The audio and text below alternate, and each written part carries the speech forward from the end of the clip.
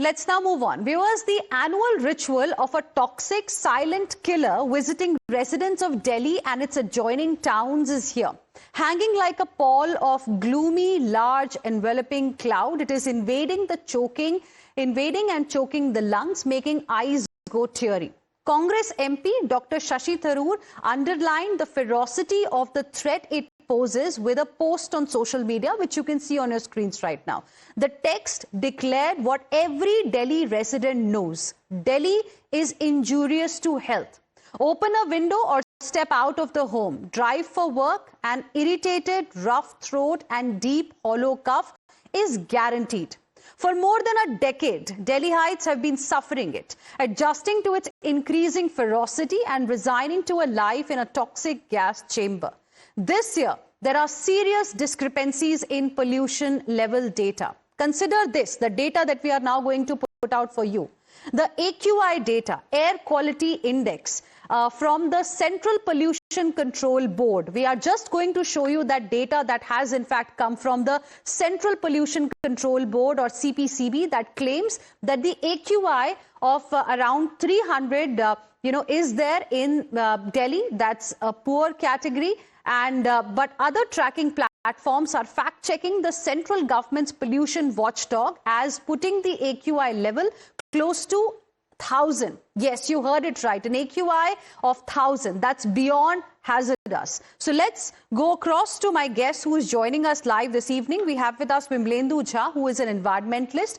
Vimlendu, good evening. Thank you for joining us here on Times Now. If Delhi, like a cigarette or a bidi, is injurious to health, do people of Delhi have a choice beyond packing their bags each winter and go to places where their lungs won't choke?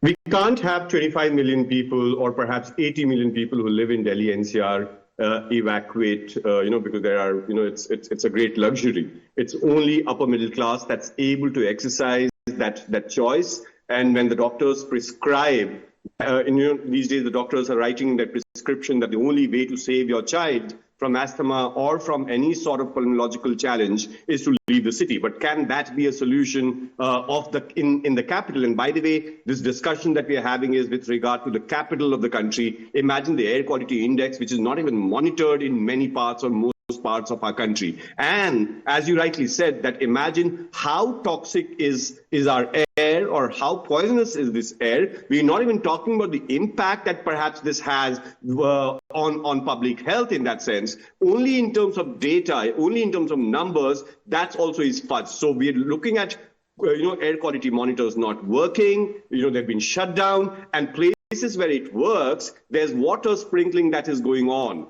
Ideally, the citizens should have a right. It's their fundamental right to know how polluted air there is. If the governments have actually failed phenomenally over last one decade in fixing the clean air, they just can't do a perception management, perception cleaning by not showing us how toxic it is, because it's actually in many ways criminal neglect or criminal act in that sense that you're not telling me how poisonous my air is so that I could perhaps make certain choices if I'm allowed to or if I can afford to in terms of whether I want to step out or challenges. Why are schools not being shut? I don't understand. Why do we not have a lockdown? There are more people who are dying in our country because of air pollution than people died in COVID. If COVID could trigger a lockdown down like a situation. So therefore, only to save face and image and perception, we are actually throwing people, children and elderly, to breathe this toxic air. Right. And, it's an annual issue. We discuss the same problem year after year, and suddenly when the weather gods, bless us, things change for us. Otherwise, on the ground, nothing really changes every year, by the way. We just forget, as Delhiites also. Is this a problem that can never be solved, just like the problem that we see in Gurugram every monsoon season? I mean, is it that kind of a problem? Can there be something that can be done? There's a lot that can be done, and the world has showed us. And imagine such intense economic activity country called China and its capital called Beijing was able to clean its air that can only happen if there's political will. And as you rightly said, this is not just about quick fix band-aid solutions. You can't just, sprinkle water over trees and buildings and over the sky for those days and just hide the pollution or switch off the monitors. We all know that 40% of air pollution in Delhi and Delhi NCR takes place from transport sector. And therefore, we will have to really look at how do we fix our vehicular pollution sources. So rather than addressing the symptoms, we will have to go to the sources. And if there is political will, if there is collaborative action, we will be able to find it. Absolutely. So essentially, you're saying that instead of the knee-jerk reactions that we are seeing this year, just like every year, we need to prepare for this kind of a situation and tackle the root cause, the real causes of pollution, which are also there throughout the year. Thank you very much, Mr. Vimlendu Jha. Appreciate you speaking with us here on Times Now and sharing with us your perspective. We'll slip into a very, very short break right now. We'll be back with more. Stay with us.